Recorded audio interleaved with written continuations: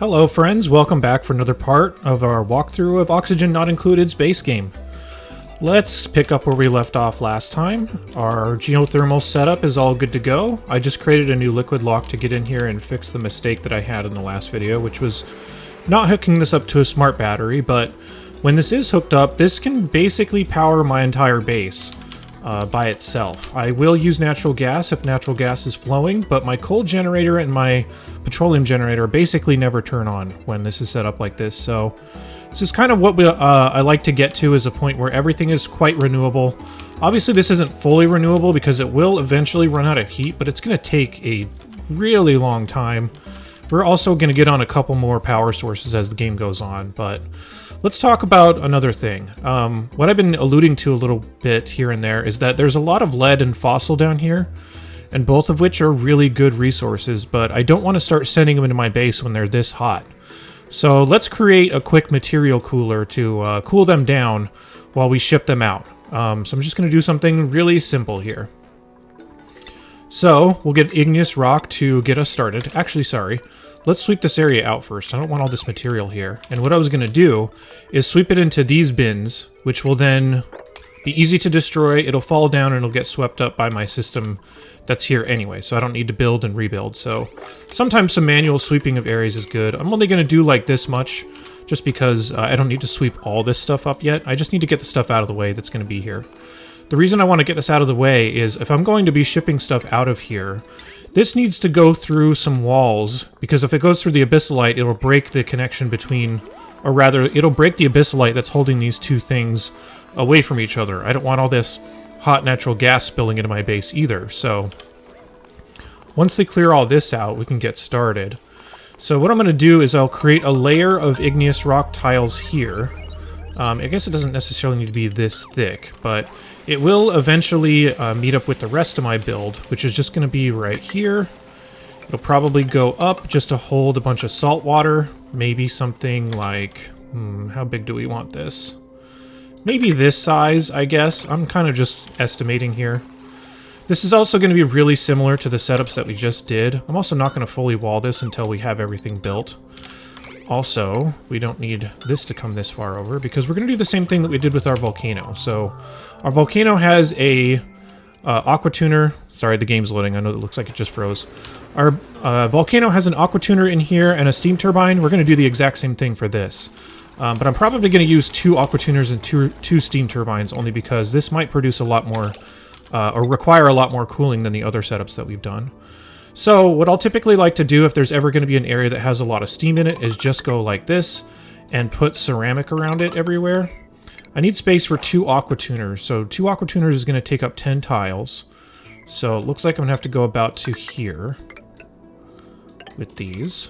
Actually, you know what I should do is just put these down on the bottom, because we're going to fill this up with water. Alright, let's check the size of this. Yep, 2 aqua tuners can fit there perfectly, so we'll keep our duplicates working. So I'm going to plop 2 aqua tuners down like this. Or sorry, 2 steam turbines, my bad. And 2 aqua tuners are going to go down in the bottom here, which we always want to make these out of steel, just because they're going to be able to resist the most heat. Get rid of those. My duplicates are off getting ceramic right now, which is why they're running around. Also, one thing to think about if you're continuing to work down here is we could set up another thing, which I might as well just do now that I'm thinking about it. It's a transit tube access. We should have plenty of plastic by this point if you've been keeping your plastic machine running. And this transit tube access is really just to help your duplicates get back up the base quickly enough. The fire pole can get them down fast enough, so if I just do something like this, the fire pole will get them all the way down, and the transit tube access will get them all the way back up. So my duplicates will also be working on this in the meantime too. So we'll get all this stuff squared away. We'll just build something out that's very similar to what we did before. This is going to be separated by some metal tiles. We might as well just use our lead if we have it accessible. Don't want to close this off entirely quite yet. That can go down. This just needs a ladder. A few extra tiles here. Be something like this. Then we just need to hook up our 2 aqua tuners and start sending some salt water down here once we can actually hold all this. We'll need regular water too, which I thought we had a line here for. Yeah, okay. Is this is not the saltwater line. Let's get rid of this. Actually, I can just reuse this for the water line. And the salt water looks like it's right here, so we could grab this line too. I'm just going to use salt water because it is very plentiful, and also I've been sorting a lot more of my water here, so these tanks are all totally full of salt water, which is not going to let any of this run because one side of it is full. Also sending my salt water down here that'll be used as our medium between the two, so I don't have to keep using my fresh water. Okay, so let's go ahead and run our fresh water. We're going to want to run it down into the area that has our steam turbines because we do want that to turn into steam. So this is probably fine. Steam turbines will need to vent water out once they're done, so I'm just going to have them vent out like this. Put that there. Connect up our pipes. And I'm just going to put this on a switch so that I can make sure to turn it on and off as I please. So liquid shutoff is going to go in between here. I need more steel. We're starting to run low. Signal switch. Going to be the tech of choice here. We're also going to need our heavy watt wires because we need to transform this power down so the aqua tuners can use it. So we're going to build this setup a few times, but I do think it's helpful to kind of go through and explain the logic of it each time, just because some of these builds are pretty complex for this, I guess for this phase of the game, but also just in general if you've never seen them before. So game's lagging, making me misclick. That was not my fault for once. Now the game's lagging again. Come on. Alright, there we go.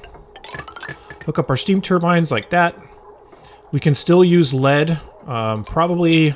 It's not usually going to get this hot in here, but I don't know. I guess I'm just kind of paranoid that it's going to get too hot when it's inside the steamy area. It shouldn't, but in case something really goes wrong, I don't want it to be that bad to repair. We're also going to need gas pump made out of steel to pump this area out when we're ready. Put this on a switch to turn it on and off. There we go. And we'll want to send this gas pipe just out here somewhere. It doesn't really matter. Can use a high pressure gas vent. It's our transit tube access. It's still coming up here. So you can also have the idea behind these transit tube accesses. I'll talk about them a little bit more once we set up more of them. I just want to get one up just so that they can work a little bit faster down here. But the idea is that when they're in the access, that's when they can go somewhere. If I just leave the pipe open like this, they can just hop out and they will land here, but they can't start from this point. If I wanted to have them go to multiple other directions, I could put another transit tube access here and hook it up, and then maybe have it go up into space. Once we are going into space, we will definitely use another one. So this isn't like the de facto guide on using those transit tubes, but if you can ever find a place where you want to go, you have your duplicates go vertically very fast, the transit tube access is your best option. But you will need all your power and stuff to be quite stable before you can run something like that, because it can get really expensive. Alright, liquid reservoirs for the aqua tuners. We'll just set them up kind of like... How do I want to do this? Yeah, this is probably fine. Put some mesh tiles in here to make sure that this one can sit there. And these ones, like we typically did with the other ones that we've worked with, just going to send it out. And how exactly am I going to do this? Plan this out a little bit better. We'll do this for one, and then this for the other. They're both going to go into liquid shutoffs, obviously, because we only want to cool this down if the water is warm enough. Some radiant pipes are just going to help it share its temperature as much as possible, so they're both going to go in like this. Then we're going to switch over to ceramic. One's going to go in there. One's going to go in there. One's going to come out like this. And then back to radiant pipe to help share its temperature as much as possible with the rest of this. This is probably enough. I could loop it around here a little bit more and make it a little bit more wild, but... You know, like as usual, you just get lazy, and that's what I'm doing here. But it'll still work all the same. For the exit on this one, I'm just going to have the ceramic come up like this. And then I'll wind up reusing this space for my radiant pipes. It can come up here and make all this stuff colder as well. Okay, so let's do what we typically do. Let me cut for a second. I'll cut back when we are a little bit closer to having this done, so we can kind of see this all operational, and I'll just have a line that's going to be shipping stuff up here and getting cooled. I also need to fill up the water here and that kind of stuff, so I'm going to keep this running for a little while longer, and then I'll come back when we're pretty much ready to start cooling stuff off. Considering we've seen a couple of these builds already, they should be pretty familiar by now. So, yeah, be right back. Okay, midway through, I would say, getting ready to close this off so that we can vacuum all the air out of this room, so we only have steam in here. And close off this room, probably. We can start overpressurizing it with oxygen, using salt water as our water of choice for this tank here. And I have got my polluted water running into the liquid reservoirs. I am not letting it run into the aqua tuners yet. I need to vacuum this room out first. Let's turn this on to overpressurize it. Yeah, so we've got all this stuff running. It's just a matter of time now before we are ready to start running material through this. So, in the meantime, we can start setting up our conveyor rail to finally ship stuff out of here. And the way I've been shipping stuff out of here is you want to make sure that nothing else is asking for any shipped materials. So you can kind of check around your base to make sure that nothing else is asking for it. I think the only place it might have been was right here, but I'm not asking for it anymore. I think we're good. So if you just mark everything down here for sweep, like this, and then just sweep all the stuff that's in this bottom biome, all the stuff that's really hot, my duplicants will stay busy doing this for quite a while. And then I'll have them build the rail to come up here. Can just go right through the abyssite because it's going to be sitting behind these tiles now. 1, 2, 3, 4. They can't reach the very top one yet, so I'm going to have to actually undo this a little bit. Let's do this. Let me unbuild that. Then they'll be able to get the line all the way up for the conveyor belt. And the conveyor belt, again, you can just kind of snake it back and forth like this. And we'll see how much it's cooling everything down. I'm mostly worried about the fossil because the fossil will be a lot harder to cool than the lead. But we'll just draw something like this. Keep our duplicants busy for a little bit. Yeah, so midway done, like I said. I'll check back when we're all the way done, and we'll get this thing actually shipping stuff out while my duplicants grab all the material and kind of pile them in these areas. Yeah, so we'll get there.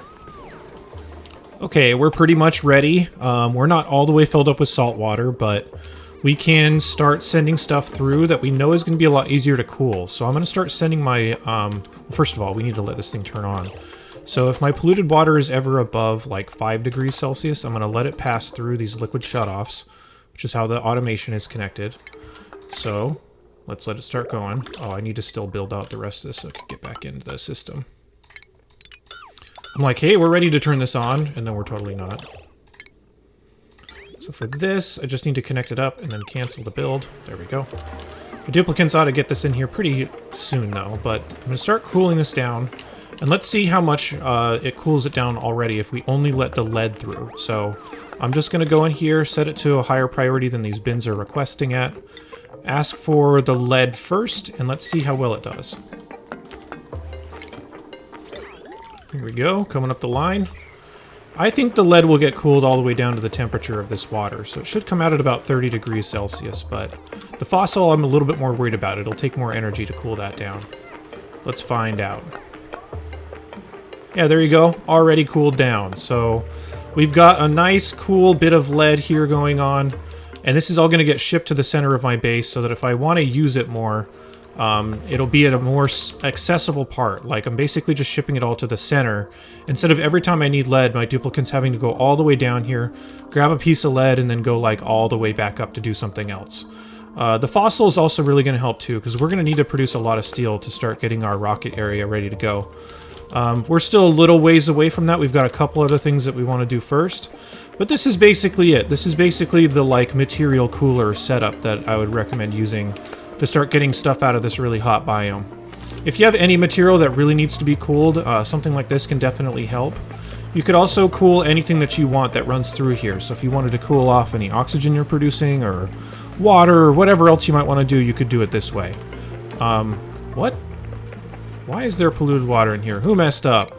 It was me, but who messed up? I don't know. Alright, well that's pretty much that. Let's jump into another video here really quickly, and we'll be addressing how to replace our dependency on ice in this area. So I'll be back with another video really quickly to do that, and I'll see you here in just a second.